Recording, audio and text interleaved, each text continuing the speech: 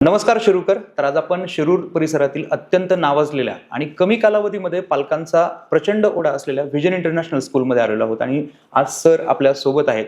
या स्कूलचे फाउंडर तसेच एक शिक्षण तज्ज्ञ आणि आधुनिक शिक्षण पद्धती राबवण्यासाठी परिचित असणारे विकासजी पोखरना सर आपल्या सोबत आहेत. सर, सर्वप्रथम आमच्या चॅनलवर आपलं स्वागत आहे. आणि आता ही जी काही स्कूल आपण स्थापन केली व्हिजन इंटरनॅशनल स्कूल, तर याआधी शिरूरमध्ये खूप साऱ्या स्कूल आहेत, ब्रँडेड स्कूल आहेत, जुन्या स्कूल आहेत, पण तरी देखील ही एक नवीन स्कूल आपण स्थापन करावी हा विचार आपल्या मनात कुठून आला? तसं थोडंसं बॅक हिस्ट्रीमध्ये जाऊन जर सांगायचं झालं तर शिरूरमध्ये तुम्ही म्हटले तसं का एक इंडस्ट्रियल बॅकग्राऊंड असताना, मी स्वतः प्लास्टिक इंडस्ट्री सांभाळत असतानाच तसं आमच्या वडिलांनी खूप कष्टाने मेहनतीने आम्हाला एक चांगलं शिक्षण देण्याच्या हेतूने इथं आणलं. तीच गरज ओळखून आमचा एक कौटुंबिक पसारा वाढताना, मला 2 मुलं आहेत आणि ते मुलांचं संगोपन करताना एक त्यांना चांगलं एज्युकेशन मिळावं, चांगली स्कूल मिळावी ह्या हेतूने प्रयत्न करताना असं जाणवलं का जवळपास शिरूरमधल्या सर्व स्कूलमध्ये मी मुलांना माझ्या ॲडमिशन्स घेतलेली होती. आणि त्यावेळेस एक या प्रवासादरम्यान लक्षात आलं का स्कूल बदलून उपयोग नाहीये. जे काळानुरूप बदल हवे होते त्या शिक्षण व्यवस्थेमध्ये इथल्या झालेले नाहीयेत आणि इथल्या स्कूल त्या रिक्वायरमेंट फुलफिल करत नाही. मग पुन्हा माझ्या पुढे एक प्रश्न असा होता की मग आयदर याच्यासाठी मला पुण्याला अशा शहरांमध्ये शिफ्ट व्हावं किंवा मग इथंच काहीतरी त्याच्यातली सुविधा शोधावी. व्यावसायिक सर्व इथं सेटअप असल्यामुळे पुण्याला जाणं शक्य नव्हतं आणि त्या अनुषंगाने मग काही दिवसानंतर चर्चांती मलाच असं जाणवलं की एक पालक म्हणून बऱ्याचशा गोष्टी जर आपल्याला जाणवतात तर त्याच्या गोष्टीवर मात करून आपणच एक चांगली स्कूल करू शकतो आणि म्हणून आम्ही तो निर्णय घेतला व्हिजन इंटरनॅशनल नावाने स्कूल सुरू करण्याचा. आता सर, साधारणपणे ही स्कूल सुरू करताना अनेक अडचणी आल्या असतील, कारण हा प्रवास वाटेल तेवढा सोपा तर वाटत नाही. तर कोणकोणत्या अडचणी या संदर्भामध्ये आल्या? अडचणींचंच बोलायचं तर आपण जसं म्हणतो की नवीन कुठल्याही सुरुवात करताना प्रचंड अडचणी येतात, तशा मलाही प्रचंड अडचणी आल्या. त्यात सर्वात निगेटिव्ह बाबी ही होती का दूरपर्यंत आमच्या परिवारातलं किंवा ओळखीचं ह्या क्षेत्रातलं कोणीच नव्हतं जे कोणी मार्गदर्शन करू शकेल, ज्यातले काही डिटेल्स देऊ शकतील. परंतु निर्णय तर घेतलेला होता. फक्त आई वडिलांच्या पाठिंब्यावर आणि त्यांच्या मार्गदर्शनाखाली एक वाटचाल सुरू केली. परंतु आता जर याच्या प्रसंगच काही तुमच्याशी शेअर करायचे तर आम्ही सुरुवातीला स्कूल सुरू केल्यानंतर म्हणजे ब्लॅकबोर्ड किती फुटावर लावला जातो हे देखील आम्हाला माहीत नव्हतं. आता आज काही गोष्टींचं स्वतःलाच हसायला येतं, परंतु एवढ्या अडचणीमधनं अडथळ्यांमधनं परंतु ध्येय निश्चित होतं एक चांगली स्कूल द्यायची. पालकांचा पाठिंबा खूप चांगला मिळायला लागला आणि त्यांच्यातनं ज्या संकल्पना येत गेल्या त्याच्यामुळं आम्ही एक गोष्टींवर मात करून गेलो. पण विशेषत्वाने ह्या सगळ्यात अडचणींमध्ये काही बाबी ज्या लक्षात राहण्यासारख्या होत्या का सुरुवातीला अडचणी अशा आल्या का आम्ही ज्यावेळेस स्कूल सुरुवात केली तर पहिल्या वर्षी आमच्याकडे 5 स्टाफ होता आणि सुदैवाने लोकांच्या पाठिंब्याने प्रचंड ॲडमिशन्स आम्हाला त्या वर्षी मिळाल्या. पहिल्याच वर्षी एवढा चांगला रिस्पॉन्स बघून आम्ही उत्साहित झालेलो होतो. स्टाफ चांगला होता, सर्व सुरळीत चाललं होतं. आम्हाला वाटलं आता झालं सेटल, एकदम सुंदर सगळं चालायला लागलं. परंतु खरी अडचण पुढच्या वर्षी आली का काही या क्षेत्रामधल्या लोकांना ज्यांना आमचं यश बघवलं नाही त्यांना असं वाटलं का यांना जर सगळं सुरुवात चालू होण्या अगोदरच बंद केलं तर खूप सोपं होईल आणि पुढच्या वर्षी आमच्या 5 मधला 4 स्टाफ त्यांनी फोडून नेला. मग त्या दिवशी आम्ही हतबल झालो कारण बापरे आता पुढं करायचं कसं, कारण तू पूर्ण स्टाफ मिळवणं खूप जिकिरीचं होतं. बरोबर. आणि मग त्यावेळेस जो कोणी एक स्टाफ राहिला होता त्यांनीच आम्हाला खूप मोठा मॉरल सपोर्ट दिला, त्यांनी मदत केली. परत आम्ही पुन्हा स्टाफ जुळवण्याचं केलं. परंतु विशेषत्वाने एक बाब या गोष्टीत सांगावी लागते का आपले जे आदर्श असतात ते नेहमी अशा वेळेस कामाला येतात. जसं मी भगवद्गीता रोज वाचतो आणि श्रीकृष्णांनी हजारो वर्षापूर्वीचे तत्वज्ञान सांगितले. कुठलाही प्रसंग आला आणि त्या प्रसंगाला श्रीकृष्णाच्या भगवद्गीतेच्या प्रसंगाशी जोडलं तर आपल्याला एक मार्ग मिळतो. आणि त्याचबरोबर आपल्या सर्वांचं आराध्य दैवत श्री छत्रपती महाराज यांचा आम्ही आदर्श नेहमी ठेवतो का प्रचंड संकटांनी भरलेलं त्यांचं आयुष्य होतं आणि आम्ही प्रत्येक वेळेस का अशा वेळेस महाराज कसे वागले असते हा विचार करायचा आणि खूप सुंदर आणि सोपा मार्ग आपल्याला त्यातनं मिळतो. अशा अडचणी आम्हाला एक बऱ्याचशा आल्या आणि आम्ही त्याच्यावर त्याच ह्याच्यातनं मात करत पुढे गेलो. सर, आता शिरूर परिसरामध्ये खूप साऱ्या शाळा आहेत. बरोबर. तर पालक कन्फ्युज होतात आपल्या विद्यार्थ्यांना कोणत्या ठिकाणी कोणत्या शाळेमध्ये ऍडमिशन घ्यावं. तर पालकांनी कोणकोणत्या गोष्टी लक्षात घ्यायला हव्यात, काय वाटतं? तसं विचार केला तर पालकांनी बऱ्याचशा गोष्टींकडे लक्ष दिलं पाहिजे. पण बेसिकली कुठलाही पालक तो पहिला गेल्यानंतर विचार करतो त्या शाळेची फी किती. परंतु मला असं वाटतं का पालकांनी साधारणतः सुरुवात करताना सर्वप्रथम स्कूलचा टायमिंग बघायला हवा. बऱ्याचशा स्कूलचं आम्ही पाहतो की सकाळी 9 ते 1 साधारणतः टायमिंग ठेवतात. बरोबर. 9 ते 1 ह्या टायमिंग्समध्ये 4 तासामध्ये त्या मुलाला मिळतंय किती हा एक प्रश्न क्रिएट होतो. कारण तो मुलाची येण्याची वेळ, जाण्याची वेळ, त्याच्यामधला पिरियड, प्रेयर्स असतात, शॉर्ट ब्रेक असतो, लॉंग लंच ब्रेक असतो, वॉशरूम जाण्याचे टायमिंग्स असतात. आणि मग या सगळ्यातनं शिकवायला वेळ किती मिळतो ह्या मुलाला, हा एक विचारात घेण्यासारखी गोष्ट आहे. त्याच्यामुळे फक्त फीज कमी म्हणून तिकडे जाण्यापेक्षा त्या वेळ पण किती मिळतोय, कारण आजकाल घरी पालक दोन्ही जॉब करणारे असल्यामुळं त्यांना तेवढा वेळ मुलासाठी देता येत नाही. आणि स्कूलमध्ये जर तितका वेळ दिला नसेल तर मग त्या मुलाची डेव्हलपमेंट किंवा ओव्हरऑल बाकीच्या गोष्टी कधी डेव्हलप होणार. दुसरी गोष्ट असती तिथला स्टाफ पाहायला पाहिजे. बऱ्याचदा 10वी-12वी झालेल्या मुलींना कुठून तरी आणलं जातं आणि त्यांनाच खूप चांगले टीचर असं ग्लोरियस दाखवून त्यांना शिकवायला ठेवलं जातं. तिथं ती क्वालिटी मेंटेन होत नाही. कधी बी वेल क्वालिफाईड स्टाफ हा तिथं असेल तरच त्या पालकांना तेवढं प्रॉपर शिक्षण मुलांना मिळेल याची खात्री देता येते. ज्याला ॲक्टिव्हिटीज म्हणतो का, एक आपल्या छोट्या छोट्या ॲक्टिव्हिटीजमधनं मुलं खूप काही शिकत असतात. जसं दही अंडी आहे, दही म्हणजे पुस्तकांची अंडी पण केली जाते. मग त्याचबरोबर ग्रुप ॲक्टिव्हिटीज होतात, त्याच्यामध्ये बऱ्याचशे आपले सण साजरे केले जातात. हे तिथं होतात का नाही ह्याही गोष्टीची चौकशी केली पाहिजे. कारण एक कुठंतरी आपल्या त्या व्यक्ती स्वातंत्र्याचा तो भाग असतो आणि ओव्हरऑल डेव्हलपमेंट तिथनंच मुलांची होत असते. त्याचबरोबर सगळ्यात एक महत्त्वाचा मुद्दा लक्षात घेण्यासारखा म्हणजे क्वांटिटी किती एका क्लासमध्ये. बऱ्याचदा शिक्षण ॲडमिशन्स घेत जातात, बऱ्याचशा काही स्कूल्स 50-55 मुलं बसवतात. तर CBSE नॉर्म्स प्रमाणे एका क्लासमध्ये 40च्या वर मुलं तुम्ही बसवू शकत नाही. परंतु 50-55 मुलं बसल्यानंतर जागा तर पुरती, परंतु एक शिक्षक त्यांना तेवढा वेळच देऊ शकत नाही. आणि वेळ न दिल्यामुळे मग काही मुलं मागे पडतात. प्रत्येक वर्गामध्ये एक साधारणतः 10-15 मुलं क्लेवर मध्ये मोडतात, म्हणजे हुशार असतात, परंतु बाकीच्या मुलांकडे वेळ देण्या एवढा वेळ नसतो. त्याच अनुषंगाने मग पुढचाही मुद्दा येतो का तिथं एक्स्ट्रा ट्युशन्स दिल्या जातात का. कारण बऱ्याचदा स्कूल सांगतात का तुम्हीच आमच्या शिक्षकाकडे ट्युशनला पाठवा आणि त्यांना एक आर्थिक स्तोत्र विकसित करून दिला जातो, जे चुकीचं आहे.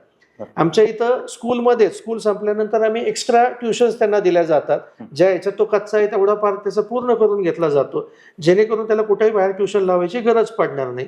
त्याचबरोबर पुढचा याच्यामध्ये मुद्दा येतो की काही मुलं नवीन ॲडमिशन झाल्यानंतर थोडे बुजतात, काही गोष्टीमध्ये मागं पडलेले असतात, त्यांच्याकडे लक्ष किती दिले जातं. कारण सर्वच हुशार नसतात किंवा सर्वत्र सर्व हुशार नसतात. मग जे तिथं कमी आहे त्याला तिथं पॅचअप करून घेणे, त्याला पुढं आणणे, त्याला गायडन्स करणे ही त्या शाळेची जबाबदारी येते.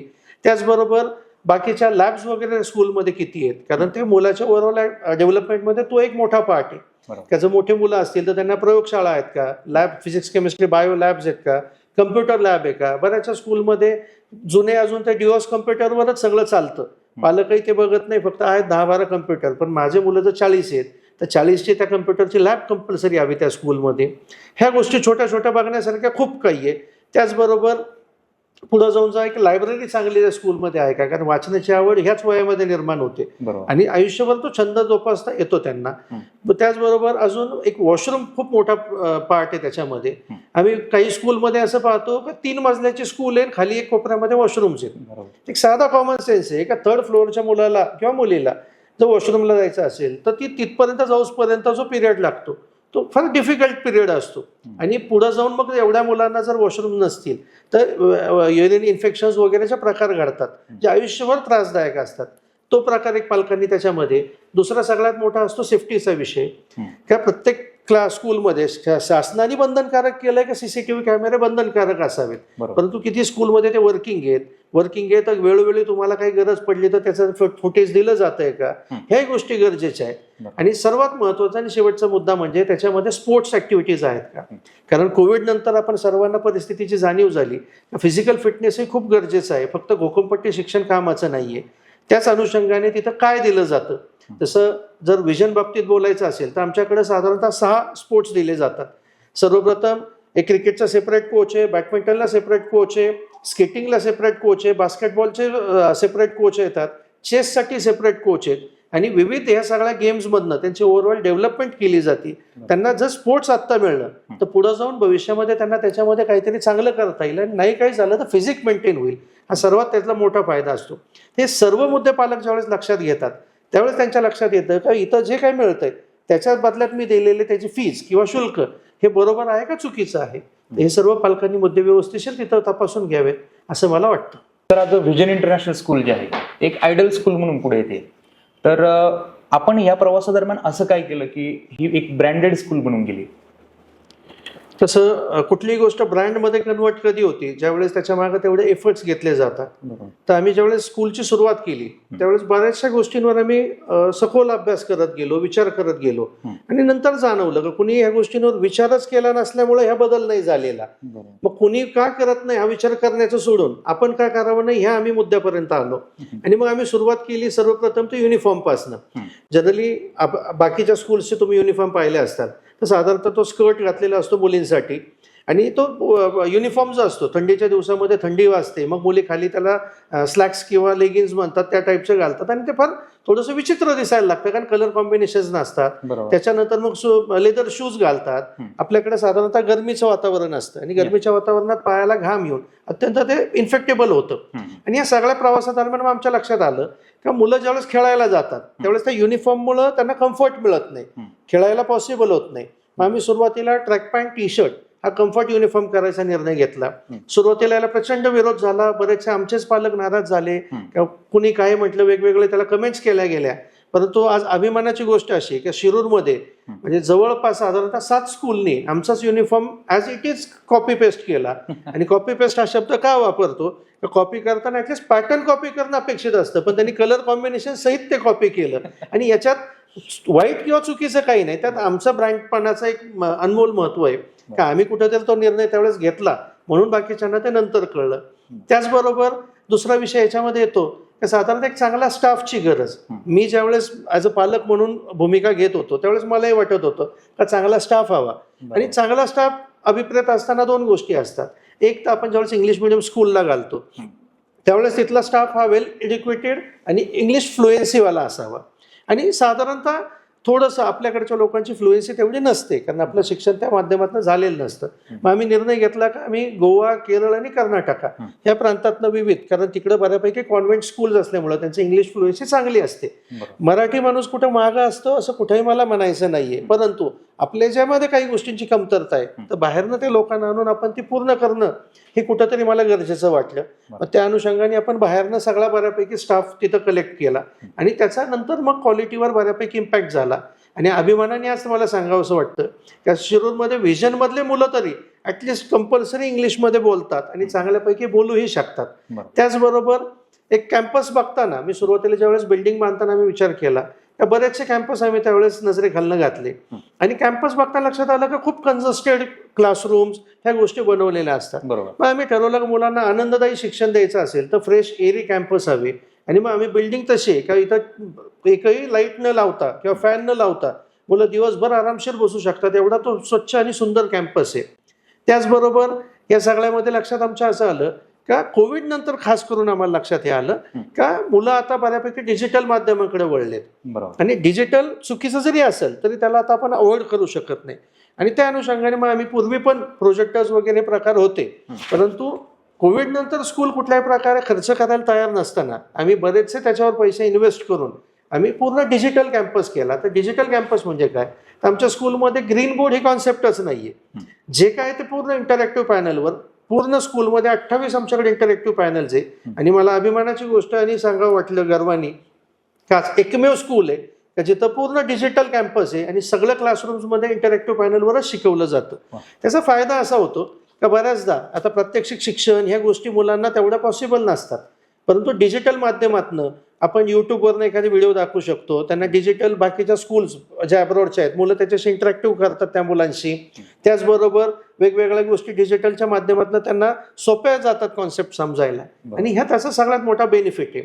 त्याचबरोबर हे सगळ्यात लक्षात आम्हाला पुढे जाऊन हे आलं का हे स्टाफ चांगला देणं हे सगळ्या गोष्टी बरोबर आहेत, परंतु मुलांच्या खाण्याकडेही लक्ष दिलं पाहिजे.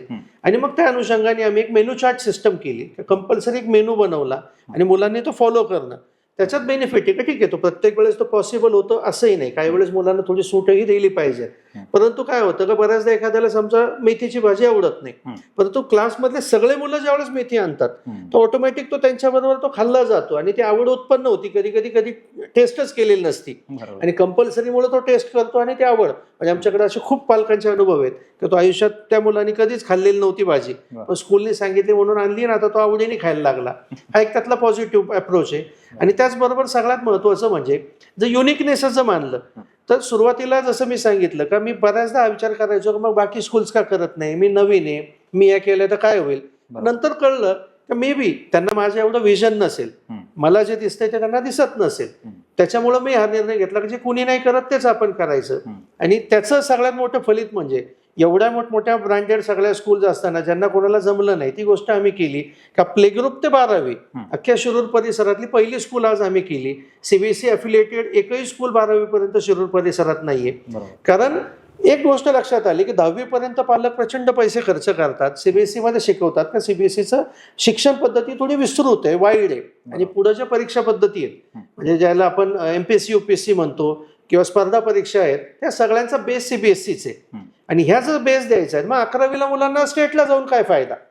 तर कुठेतरी पालकांनाच हे माहीत नव्हतं. 11वी 12वी देखील सीबीएसई असतं, त्यालाही एनसीईआरटीचा सिलेबस असतो आणि एनसीईआरटीच्या माध्यमातून पुढे त्यांना नीटच्या एक्झाम्स आहेत, जेईच्या एक्झाम्स आहेत किंवा स्पर्धा परीक्षा आहेत, हे देणं खूप सोपं होतं. आणि हे ज्यावेळेस आमच्या लक्षात आलं त्यावेळेस आम्ही पहिला निर्णय घेतला की आपल्याला 11वी 12वी सुद्धा अफिलिएट करायचं. आणि मागच्याच वर्षी आपल्या स्कूलला प्ले ग्रुप ते 12वी ही सीबीएसईच्या अफिलिएशनची मार्फत त्याची मान्यता मिळाली. आणि सर्वात तो कौतुकास्पद गोष्ट आहे आणि गर्वाची आणि अभिमानाची ही गोष्ट आहे की आज सगळ्या स्कूल्सचे 10वी नंतरचे मुलं ऑटोमॅटिक व्हिजनमध्ये यायला सुरुवात झाली. आणि व्हिजन ते द्यायला त्यांना सक्षम आहे कारण आमच्याकडे फिजिक्स केमिस्ट्री बायो या लॅब्स त्याच्याबरोबर बाकीचाही स्टाफ जो 11वी 12वीसाठी अत्यावश्यक असतो तो आम्ही त्यांना उपलब्ध करून दिलेला आहे. आणि खूप चांगला रिस्पॉन्स तिथं आम्हाला मिळत आहे. आणि मला असं वाटतं ह्या सगळ्या युनिक गोष्टी ज्या आम्ही आत्तापर्यंत करत आलो किंवा वेगळेपणाने करत आलो त्याच्याचमुळं आमचं एक ब्रँड स्कूल किंवा ब्रँडेड स्कूल म्हणून एक वाटचाल होण्यास मोठा हातभार लागला. तर आता आपण सर्व संवादादरम्यान खूप मोकळेपणाने उत्तरं दिलीत, परंतु तरी देखील एक प्रश्न मला विचारावासा वाटतो की मध्यंतरी शिरूर परिसरामधील काही शाळांची चौकशी सुरू होती. तर या शाळेबद्दल असं म्हटलं जात होतं की हायवे लगत एक शाळा आहे, त्याची सुद्धा चौकशी सुरू आहे. काय सांगाल त्याबद्दल? आता थोडंसं ह्या मुद्द्यावरला जर स्पष्टच बोलायचं तर चौकशी हा एक थोडा व्यापक गटाचा भाग होता, हे किती जणांना पटेल माहित नाही, परंतु तो एक वेगळा विषय होता. परंतु जर या चौकशीचा मुद्दा जर क्लिअर आउट करायचा तर 2 पार्टमध्ये करता येईल. एक, त्या चौकशी ज्यांनी कोणी केली त्यांचे उद्देश काय होते किंवा त्यांचं आमचं तसं पाहिलं तर ज्यांनी या तक्रारी केल्या त्यांचे कुठलाही विद्यार्थी त्या लोकांचा आमच्याकडे नव्हता, आमच्या संदर्भात त्यांचा एकही मुद्दा नव्हता का ओव्हरऑल सगळ्याच स्कूल्सची त्यांनी चौकशी करायला लावली होती आणि आम्ही त्याला सामोरं गेलो. त्यात काही वावगं नव्हतं, चुकीचं नव्हतं. आणि त्या चौकशी दरम्यान जर चांगलं काय झालं हे विचार करता तर चांगलं असं झालं का बरेचसे काही तांत्रिक त्रुटी होत्या आमच्याकडेही, त्याही त्या कंप्लायन्स करता आल्या आणि ह्या सगळ्यातून ताऊन सुलाखून सगळ्या स्कूल्स बाहेर निघल्या.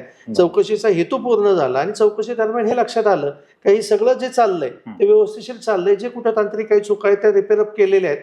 आणि आता मागं कुठलाही प्रश्न म्हणजे कुणी दुसऱ्यांनी काही बोलण्यापेक्षा ऑटोमॅटिक त्या सगळ्या गोष्टी क्लिअर आउट झाल्या. त्याच्यामुळं या चौकशीतनं काही चांगल्याही गोष्टी निघल्या.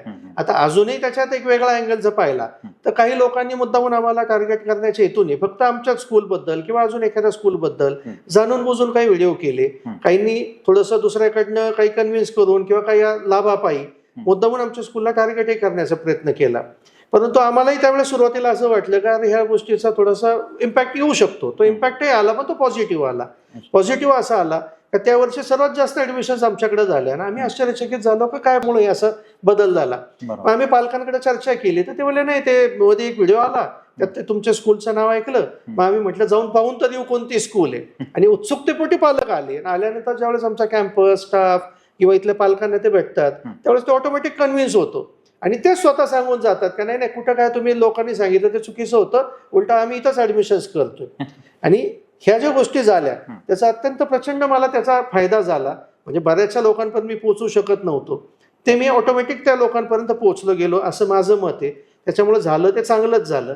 त्याचबरोबर तसं आता आपण जर पाहिलं तर कुठल्याही लोकांना आपण ज्यावेळेस सांगतो की कुठल्याही एखादी गोष्ट आहे हायवे रोड टच आहे त्यावेळेस ती पॉझिटिव्हली असते. बरं. रोड टच ही प्राईम लोकेशन प्रॉपर्टी आपण मानतो. मला नाही वाटत का तो ड्रॉबॅक आहे आमचा. उलटा एवढी प्राईम लोकेशनची प्रॉपर्टी आज आमच्या कुटुंबियांनी मला इथं स्कूल करण्यासाठी ती परवानगी दिली, ही खूप मोठी गोष्ट आहे. कारण तू एवढी प्रचंड मोठी प्रॉपर्टी आम्ही खूप बाकीच्याही गोष्टी करू शकत होतो, परंतु आम्ही एक लक्षात घेतलं की बऱ्याचशा स्कूलमध्ये असे वेगवेगळे प्रोग्राम असतात, गॅदरिंग असतं, त्यावेळेस उशीर होतो आणि मग कुठेतरी लांब भागाचं स्कूल असेल तर पालकांना जाण्या येण्यासाठी खूप त्रासदायक होतं. त्याच्यामुळे हायवे टच स्कूल ही सर्वात मोठी बेनिफिशियल गोष्ट असते. एवढ्या प्राईम लोकेशनला अगदी हाकेच्या अंतरावर स्कूल असल्यामुळं जायला यायला सुविधा होते, ट्रान्सपोर्टचे पैसे वाचतात. आणि त्याचबरोबर स्कूलसाठी सर्वांना माहितीच आहे का सगळं सेपरेट सर्व्हिस रोडही आपण केलेला आहे. त्याच्यामुळं हायवेचा आणि स्कूलचा कुठं संबंधच येत नाही. आता स्कूलसाठी येण्यासाठी सगळं वेगळा पूल आणि त्याचा सर्व्हिस रोड हा ऑलरेडी झालेला आहे. त्याच्यामुळं हायवे लगत स्कूल ही निगेटिव्हिटी न राहता आता ती पॉझिटिव्ह गोष्ट झाली आहे. सर, आता शेवटचा प्रश्न आणि अतिशय महत्त्वाचा प्रश्न आहे की आता आपली स्कूल जी आहे ती तर नामांकित स्कूलमध्ये गणली जाते आणि पालक देखील आपल्या विद्यार्थ्यांना घेऊन या ठिकाणी गर्दी करत आहेत ऍडमिशन घेण्यासाठी. तरी देखील पुढं भविष्याच्या दृष्टिकोनातून आपल्या स्कूलमध्ये अजून प्रगती व्हावी म्हणून आपण काही आखणी करताय का किंवा काही नियोजन आहे का? नक्कीच. ज्यावेळेस स्कूलचा हा प्रवास पाहतो त्या प्रवासादरम्यान बऱ्याचशा गोष्टी आमच्या लक्षात येत गेल्या. का सर्वप्रथम आम्ही ज्यावेळेस स्कूल्समध्ये माझ्या मुलांच्यासाठी जात होतो त्यावेळेस एक गोष्ट लक्षात आली की जसं एक चांगल्या ब्रँडेड स्कूलमध्ये माझे मुलं होते त्यावेळेस तिथला एक ड्रॉबॅक मला लक्षात आला का तिथं रिस्पॉन्स देणारच कुणी नसायचं. कुठल्याही गोष्टीला विचारलं तर नाही ऊपर से आता है. आणि मी शेवटी एक दिवशी चिडून विचारलं ऊपर से मतलब क्या भगवान से पास से थोडी आता है. परंतु नंतर मला कळलं की काही गोष्टी झाकून देण्यासाठी त्याला उत्तर न देणे ही पद्धत त्यांनी अवलंबली. किंवा एक स्कूलचं आम्ही ऐकलं का पीटीए मेंबर मीटिंग असती तिथं प्रिन्सिपल आणि पालकांमध्ये इतके अमरातुमरात भांडणं होतात. म्हणजे आम्हालाच आश्चर्य वाटायला लागलं की आमच्याकडचे पीटीए मीटिंग इतकी हसत खेळत होते आणि इतकं व्यवस्थिशीर वातावरण असतं कारण आम्ही त्यांचं ऐकून घेतो. आणि ही गोष्ट मला असं वाटते की एका व्हिजनच्या प्रवासामध्ये वेगळेपण आहे. त्याचबरोबर ह्या प्रवासादरम्यान मला जो अडचणी येत होत्या त्या अडचणींमध्ये एक विषय होता का मी दिवसभर थकून भागून ज्यावेळेस कुठलाही पालक घरी येतो आणि आल्यानंतर मुलगा ज्यावेळेस उभा असतो किंवा मुलगी उभी असते का पप्पा हे आणायला सांगितले स्कूलने, तो वैतागतो थोडासा. आणि त्या अँगलनी आम्ही विचार केला आणि मग स्कूलमधनंच मुलांना बुक्स पासून स्टेशनरीपर्यंत सर्व काही द्यायचं नियोजन आम्ही केलं. एस्पेशली छोट्या मुलांच्या बाबतीत खूप काही मटेरियल असतं, आर्ट अँड क्राफ्ट असतं, बऱ्याचशा गोष्टी असतात. मग रोज त्यांना घरी सांगितलं जातं हा पेपर घेऊन या, तो पेपर घेऊन या आणि पालक वैतागतात. आणि ह्याच अँगलनी आम्ही त्याच्यामध्ये एक नियोजन केलं, एक किट बनवलं. त्यात ऍडमिशनच्या दिवशीच तुम्हाला वर्षभरासाठी जे जे काय लागेल ते सगळं दिलं जातं. त्याच्यानंतर पुन्हा मग पालकांना कुठलंही टेन्शन राहत नाही की काय आणायचंय, फक्त त्या गोष्टी व्यवस्थिशीर वेळेवर शाळेत पाठवायच्या एवढंच येतं. परंतु जसं आपण विचारलं तर फ्युचर प्लॅनच्या हिशोबाने तर फ्युचरमध्ये मला असं वाटतं का काही गोष्टीत सुधारणा करण्याला अजूनही खूप वाव आहे. जसं आपल्याला नुकतंच माहिती आहे का 11वी 12वी आपण सुरू केलं तर 12वीचं आणि 10वीचं बोर्ड पद्धत जी आहे त्याच्यावर अभ्यास करताना लक्षात आलं का बोर्ड म्हणजे काय. बोर्ड म्हणजे काय का मुलं तुमच्याचकडे शिकतात परंतु तुमच्या शिक्षकांनी त्यांना जे शिकवलंय याचं एक बाह्य अवलोकन केलं जातं. म्हणजे कुणीतरी दुसरीकडनं पेपर्स पाठवतं जे तुम्हाला माहीत नसतात आणि त्याच्यावर तुमच्या मुलांचं एक्झॅक्टली ठरवलं जातं का ते कुठे आहेत. त्याच दृष्टिकोनातून आम्ही नियोजन करत आहोत का पुण्यातल्या काही नामांकित DPS सारख्या स्कूल्स आहेत त्यांच्याबरोबर आमचं आता बोलणं अंतिम टप्प्यात आहे की पुढच्या वर्षीपासनं आपण त्यांच्याकडनं पेपर्स मागवतोय आणि त्या पेपर्स मुलांना दिल्यानंतर आपले शिक्षक किती लेवलपर्यंत त्यांना शिकवू शकतात ते शिक्षकांनाही अंदाज येईल का मुलं किती लेवलपर्यंत तयार आहेत, अजून कुठं आपण कमी पडतोय. आणि पुण्या मुंबईच्या स्कूलच्या लेवललाच आपल्या मुलांना शिक्षण पद्धती आपण घेऊन जाण्याचा प्रयत्न करणार आहोत. त्या दृष्टिकोनातनं एक प्रयत्न चालू आहेत. त्याचबरोबर आपल्याकडे 11वी 12वी झालं परंतु त्याच वेळेस लक्षात आलं का बरेचसे मुलं मुली JEE नीट करता पुण्याला जातात कारण इथं शिरूरमध्ये अजून तेवढ्या लेवलचं त्यांना एज्युकेशन मिळत नाही. मग त्या अँगलनी आपण पुण्यामध्ये श्री चैतन्य टेक्नो स्कूल म्हणून जे सर्वांना परिचित आहे, खूप मोठं ब्रँड येतो, त्यांच्याबरोबर टायअप करत आहोत आणि 11वी 12वी JEE आणि नीट त्याचबरोबर फाउंडेशन आणि CETचे सर्व क्लासेस आपण इथं सुरू करत आहोत. त्याच्या माध्यमातून खूप चांगलं त्यांना पोटेन्शियल मिळेल, आउटकम मिळेल आणि पुण्याचा 11वी 12वीचा जाणारा पालकांचा खर्च किंवा एवढ्या कमी वयात मुलांना पाठवायचं की नाही पाठवायचं ही जी रिस्क आहे ती कमी व्हायला प्रयत्न होईल असं मला वाटतं. त्याचबरोबर या प्रवासादरम्यान एक गोष्ट लक्षात आली की बऱ्याचशा मुलांना किंवा काही पालकांना देखील आर्थिक साक्षरता हा विषयच अजून माहीत नसतो. मुलगा जॉबला लागतो, जॉबला लागल्यानंतर त्याला पगार यायला सुरू होतं आणि मग त्याला कळायला सुरू होतं ते पैशाचं नियोजन कसं. तर त्या अँगलनी आपण मुलांना स्कूल लेवलपासूनच फिनान्शियल लिटरसी म्हणून एक सब्जेक्ट पुढच्या वर्षी ॲड करायचा विचार आहे का त्याच्यामध्ये लहानपणापासूनच मुलांना टप्प्याटप्प्याने का बँकिंग शिकवलं जाईल, शेअर मार्केट थोडंफार ओळख करून दिली जाईल, पैसे कसे हाताळायचे, कुठे इन्व्हेस्ट केले पाहिजेत, ऑनलाईन बँकिंग काय असतं, असे बरेचसे टॉपिक आहेत जे त्यांना शिकवले जातील आणि मुलगा बऱ्यापैकी त्याच्यामध्ये म्हणजे पैसे कमवायला लागूसपर्यंत पैशाचं नियोजन त्याला शिकवण्यात येईल थोडक्यामध्ये, असं एक हेतू आहे. त्याचबरोबर सुदैवाची गोष्ट म्हणजे आपला परिसर हा औद्योगिक परिसर म्हणून ओळखला जातो आणि याचा फायदा करून घेतला पाहिजे. कारण बरेचसे मुलं शिकतात, शिकल्यानंतर जॉबला जातात आणि त्यावेळेस त्यांना कळतं का मार्केटमध्ये जॉबसाठी ह्या गोष्टीची गरज आहे, परंतु आपण तो शिकलंच नाही. मग त्यांना कुणी गायडन्सच दिलेलं नसतं. त्या हेतूने आणि बऱ्याचदा मुलांचं बघण्याचे दृष्टिकोन बदलावा, फार गोष्टी त्यांना बघितल्यानंतर कळू शकतात. त्या हिशोबाने यावर्षी आपण फील्ड ट्रिपचं नियोजन करतोय. त्या वेगवेगळ्या कंपन्यांमध्ये भेटी दिल्यानंतर, तिथल्या काही अधिकाऱ्यांशी बोलल्यानंतर त्यांचं शिक्षण काय असतं, कुठल्या कुठल्या डिपार्टमेंट्स असतात, त्याला एज्युकेशन काय गरजेचं असतं, मग पुढे ऑपॉर्च्युनिटीज कशामध्ये आहेत, ह्या बऱ्याचशा गोष्टी त्यांना क्लिअर आउट होतील आणि त्याचंही एक नियोजन केलंय. आणि विशेष म्हणजे ह्या फील्ड ट्रिपसाठी आपण कुठल्याही प्रकारचं एकही रुपया पालकांकडनं किंवा मुलांकडनं आकारत नाही. स्कूल स्वतःच्या खर्चात हे सर्व करतं, कारण मुलांचं उज्ज्वल भविष्य हेच आमचा उद्देश आहे आणि त्या उद्देशावर आम्ही नेहमी कायम राहू आणि अशीच वाटचाल करत राहू आणि व्हिजन हे नाव नेहमी सार्थक करू, हा विश्वास मला आहे. शिरूर परिसरातील व्हिजन इंटरनॅशनल स्कूल ही एकमेव स्कूल आहे की जिला 12वी पर्यंत CBSE बोर्डचं ॲफिलिएशन प्राप्त आहे. तर आता पुणे नगरला किंवा पुणे मुंबईला जाण्याची गरज तुम्हाला राहिलेली नाही आहे, तर शिरूरमध्येच तुम्हाला एक नवीन पर्याय या ठिकाणी उपलब्ध झालेला आहे.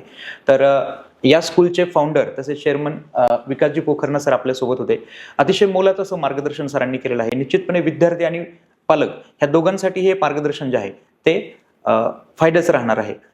तर भेटूयात आता पुढच्या व्हिडिओमध्ये. तोपर्यंत धन्यवाद.